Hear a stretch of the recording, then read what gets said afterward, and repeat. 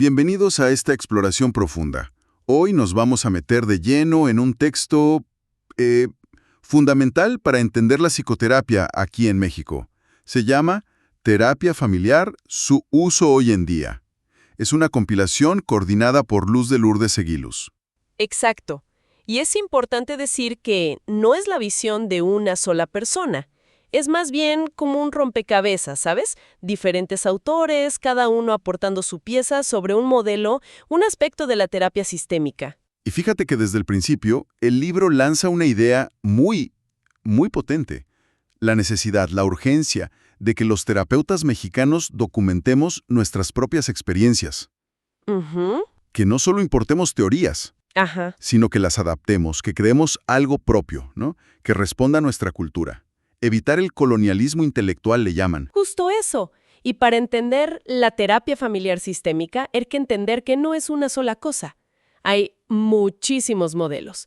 Este libro es una guía súper valiosa porque nos muestra cómo esas ideas, que a lo mejor nacieron en Estados Unidos o Europa, pues, cómo han echado raíces aquí, cómo han evolucionado en México. Sí, Y el prólogo mismo te dice, léelo con espíritu crítico. O sea, no te tragues todo. Ve qué te sirve, qué resuena contigo, con tu práctica. Cuestiona. me gusta esa invitación. Entonces, nuestro plan hoy es, pues, desmenuzar este libro. Vamos a ir capítulo por capítulo, tratando de ver, bueno, qué pregunta busca responder cada uno.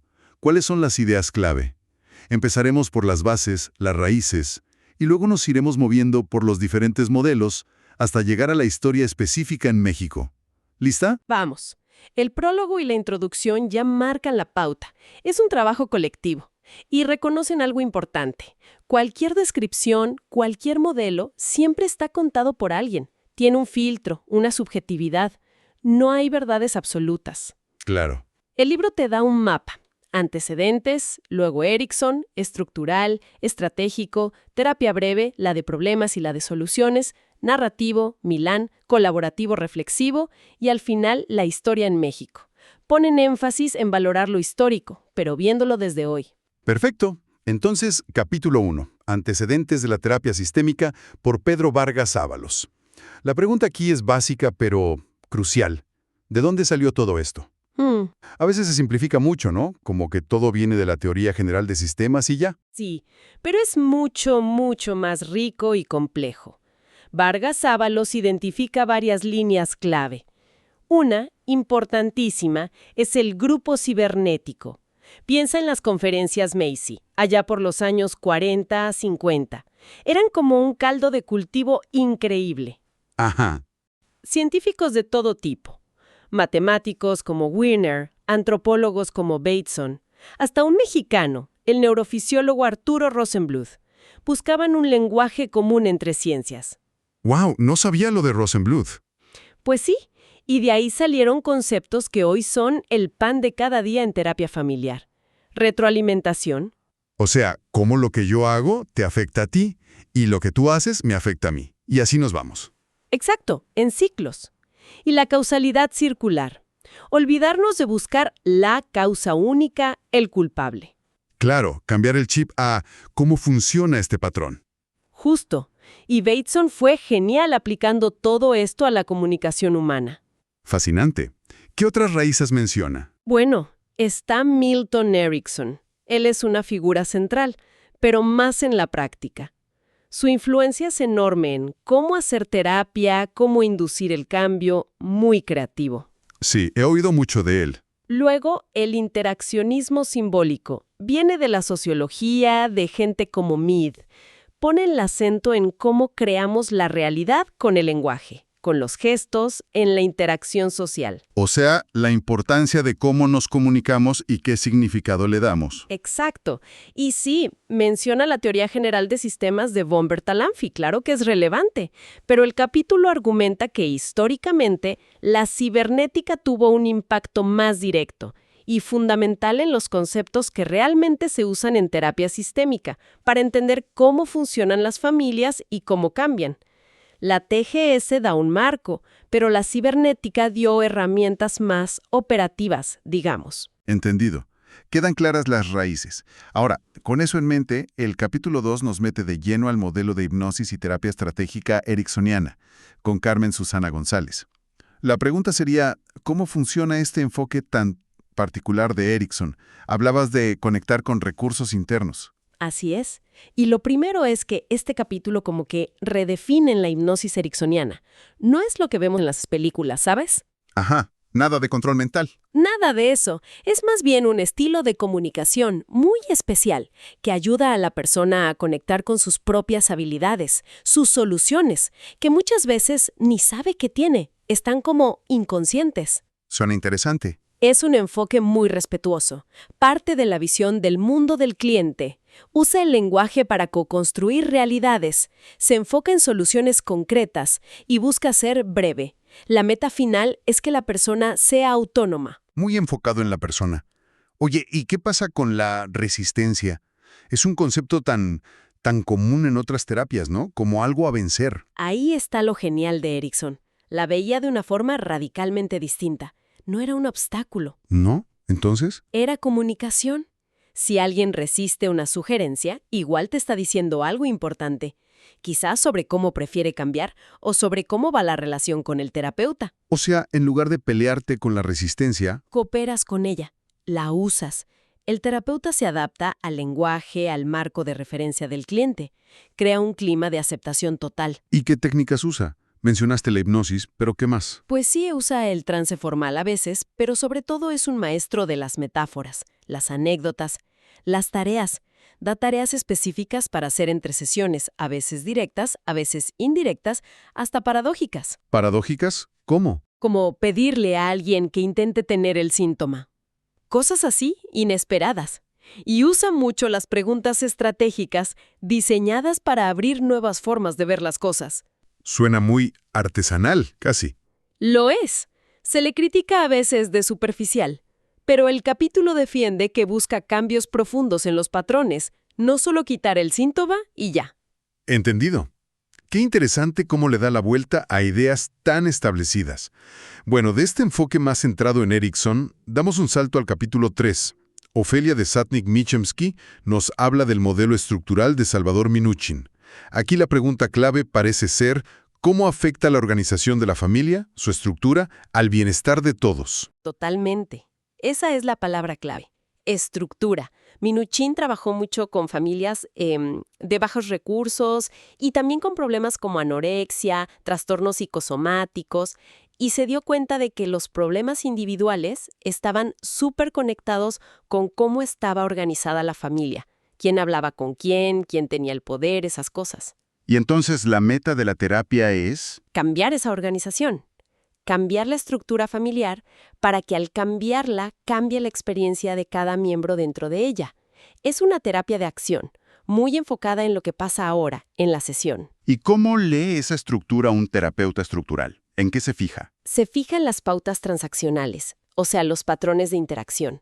Quién habla con quién, cómo manejan los pleitos, quién toma las decisiones. Ajá. Identifica los subsistemas, la pareja, los papás con los hijos, los hermanos entre sí, y analiza los límites entre ellos. Límites. ¿Cómo qué?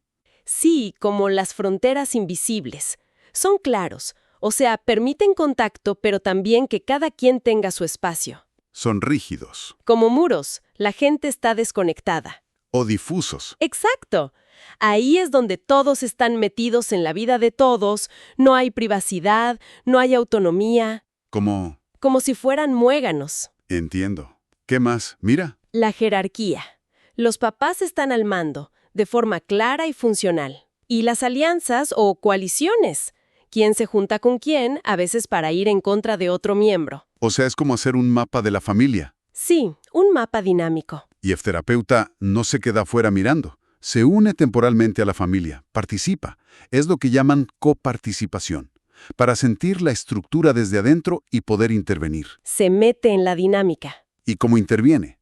¿Qué herramientas usa? Usa técnicas muy activas. La escenificación es básica. Le pide a la familia que actúe en la sesión cómo discuten sobre un tema X en casa.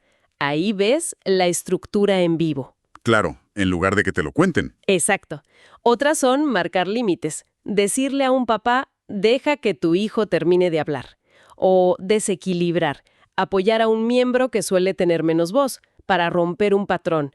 O cuestionar los supuestos familiares, esas ideas que todos dan por sentadas. ¿Suena muy directo? Lo es. El capítulo pone el ejemplo de una familia, la familia L, y muestra cómo el terapeuta observa todo esto. Hace hipótesis, por ejemplo, que el problema del hijo une a los papás y les evita pelear, y usa estas técnicas para empezar a mover las piezas del tablero familiar. Un enfoque muy físico casi, muy de mover cosas.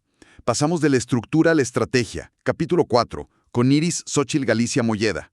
Terapia estratégica.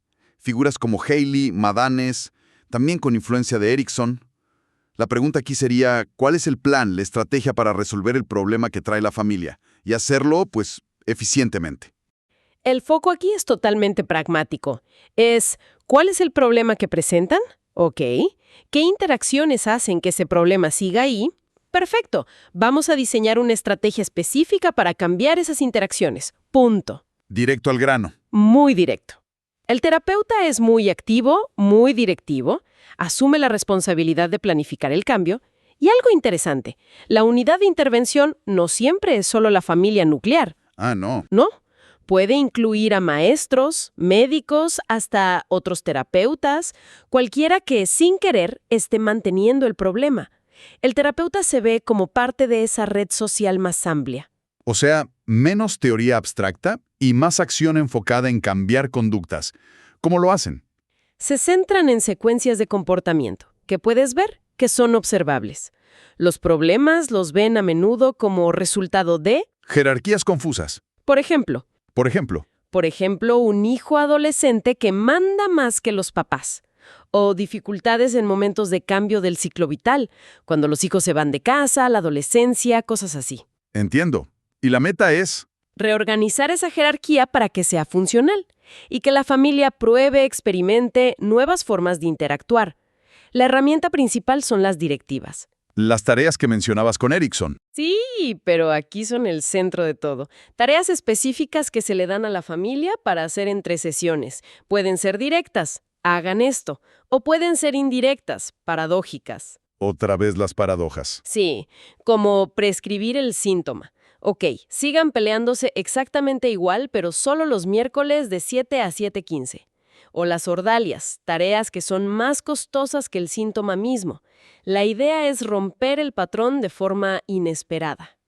Chloe Madanes, por ejemplo, desarrolló intervenciones súper creativas basadas en motivaciones humanas. Querer dominar, querer ser amado, amar, arrepentirse. Vaya, suena a que el terapeuta tiene que ser muy listo, muy estratégico. Casi como un jugador de ajedrez planeando la jugada. Sí, requiere mucha habilidad para leer la dinámica y diseñar algo que de verdad mueva las cosas. El capítulo lo ilustra con un caso de un adolescente con bajo rendimiento escolar. Muestra cómo el terapeuta sigue los pasos, define el problema, observa la interacción, pone metas claras y luego usa una mezcla de tareas, reencuadres y hasta paradojas para cambiar la dinámica y ayudar al chico. Entendido. Un enfoque muy orientado a la acción y a la eficiencia. Bueno, ahora el capítulo 5, con María Rosario Espinosa Salcido, nos presenta la terapia breve. Pero ojo, con dos enfoques, la centrada en problemas y la centrada en soluciones.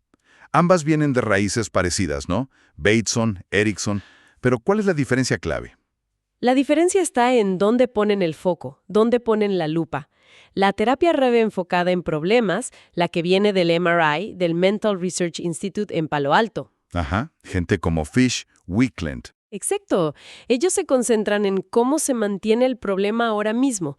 Su idea central, que es brillante, es que muchas veces son las soluciones intentadas por la familia las que sin querer mantienen viva la dificultad. ¿Cómo eso? Piensa en alguien que no puede dormir. Si intenta forzarse a dormir, ¿qué pasa? Pues se desvela más, claro. Exacto. La solución intentada, forzarse, se vuelve parte del problema. El terapeuta busca identificar esas soluciones que no funcionan y las bloquea o las cambia. Usa las definiciones, tareas, a veces también paradojas.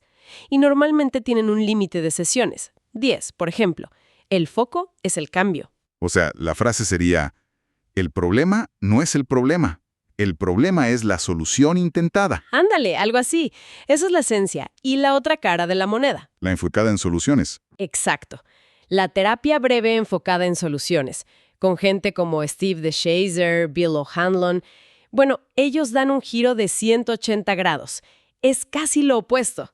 ¿En qué sentido? En lugar de analizar el problema, se enfocan casi exclusivamente en las soluciones, en las fortalezas de la persona o la familia, en sus recursos y sobre todo en las excepciones. Excepciones. Sí, esos momentos, por pequeños que sean, en que el problema no está pasando o pasa menos fuerte. La filosofía es, si algo funciona, aunque sea poquito, haz más de eso. Suena muy optimista. ¿Lo es? Creen que el cambio es constante, que pequeños cambios llevan a grandes cambios. El foco está en construir el futuro que la persona desea, hablar de cómo será cuando las cosas estén mejor. ¿Y cómo ayudan a construir ese futuro? ¿Qué herramientas usan? Usan preguntas muy específicas, muy orientadas al futuro y a la solución. La más famosa es la pregunta del milagro. Ah, sí, la he oído. Si esta noche ocurriera un milagro y el problema desapareciera. ¿Qué notarías diferente mañana? Exacto. Ayuda a visualizar la solución, a hacerla concreta. Usan también preguntas de excepción. ¿Cuándo fue la última vez que el problema no estuvo tan presente? ¿Qué hiciste tú diferente? Y preguntas de escala, del 1 al 10, donde 10 es el milagro, ¿dónde estás hoy? Para medir el progreso. Ajá. Y dan muchos elogios genuinos por los avances, y tareas como la fórmula de la primera sesión. De aquí a la próxima vez, fíjate qué cosas están pasando en tu vida que quieres que sigan pasando. Enfocados totalmente en lo positivo y en lo que ya funciona. Sí, es un enfoque muy colaborativo. Confían mucho en que el cliente tiene los recursos. El terapeuta es más como un facilitador que ayuda a descubrirlos. Dos enfoques breves, pero con filosofías, wow, súper distintas. Del foco en soluciones, nos vamos a las historias. Capítulo 6. María Suárez Castillo. Enfoque narrativo. Michael White, David Epstein. Aquí la pregunta parece ser, ¿y si nuestros problemas no son cosas que tenemos, sino historias que nos contamos y que nos limitan? Esa es exactamente la idea central. Este enfoque está muy influido por el construccionismo social, por filósofos como Foucault. Ven la identidad no como algo fijo e interno, sino como una narrativa, una historia que vamos construyendo con otros, en nuestra cultura. O sea, no soy depresivo, sino que vivo una historia donde la depresión tiene un papel protagonista. Exactamente. Los problemas surgen cuando nos quedamos atrapados en esas historias dominantes saturadas de problemas, relatos que nos definen de forma negativa. Soy un fracaso, soy incapaz, soy ansioso. Y estas historias opacan, esconden otras historias posibles sobre nosotros, nuestras habilidades, nuestros valores, lo que sí hacemos bien. Los llaman acontecimientos extraordinarios. ¿Suena a que la terapia se vuelve como una especie de taller de escritura de nuestra propia vida? Sí, algo así. La meta es ayudar a la persona a separarse del problema, a verlo como algo externo, no como parte de su ser. Una técnica clave es la externalización. ¿Cómo funciona eso? Es hablar del problema como si fuera un personaje, una fuerza externa. En lugar de soy anoréxica, hablar de la anorexia y cómo influye en tu vida. O la culpa, la exigencia. Le pones nombre y lo sacas de ti. Exacto. Eso crea distancia, espacio para respirar. Luego, el terapeuta ayuda a buscar activamente esos acontecimientos extraordinarios, momentos que contradicen la historia del problema. Momentos donde la persona sí pudo, sí fue diferente. Justo. Y se trabaja para engrosar una narrativa alternativa preferida. Una historia donde la persona se vea como competente, resiliente, conectada con lo que valora. ¿Y cómo se engruesa esa nueva historia? Se usan las conversaciones de reautoría, explorando esos momentos excepcionales. Las conversaciones de remembresía, conectando a la persona con gente, viva o no, que apoyaría esa nueva historia. A veces hasta ceremonias definitorias, como rituales que marcan un cambio.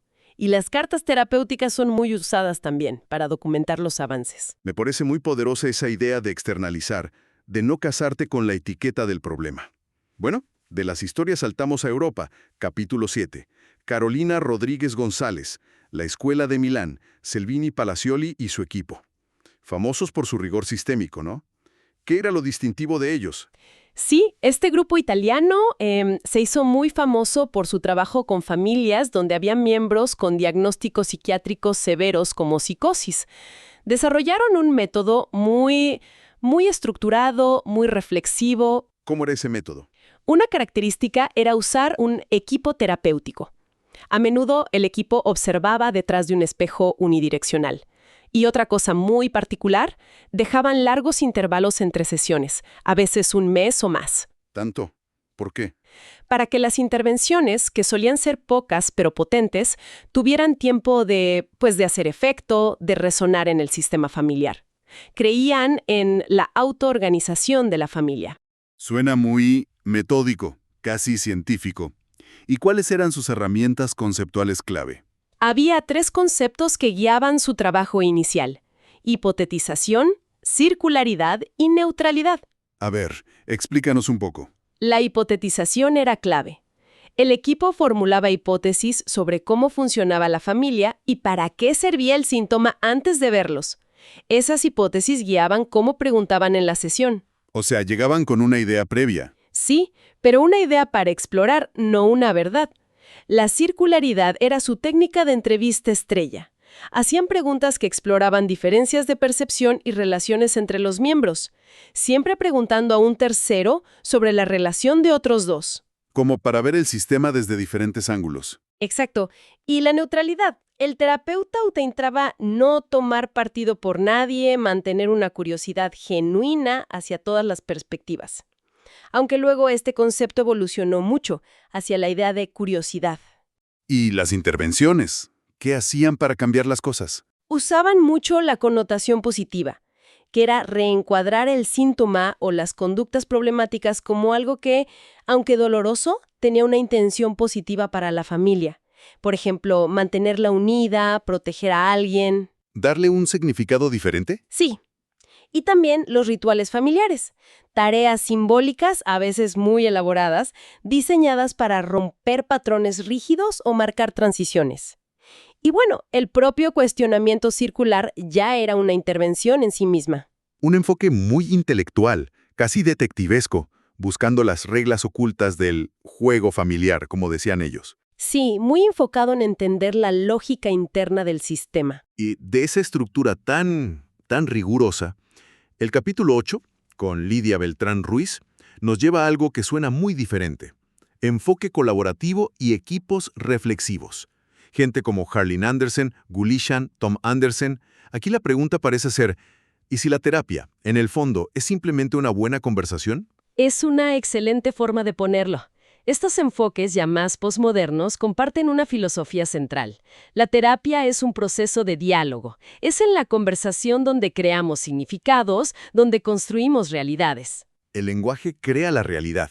Exacto. Y por lo tanto, el terapeuta cambia su rol. Ya no es el experto que sabe y dirige. Adopta una postura de no saber. ¿De no saber? ¿Cómo es eso? Es una postura de humildad y curiosidad genuina. El terapeuta no asume que sabe más que el cliente sobre su propia vida. Se posiciona como un compañero de conversación. Valora el saber local, la experiencia de la persona que consulta. Quiera entender su perspectiva.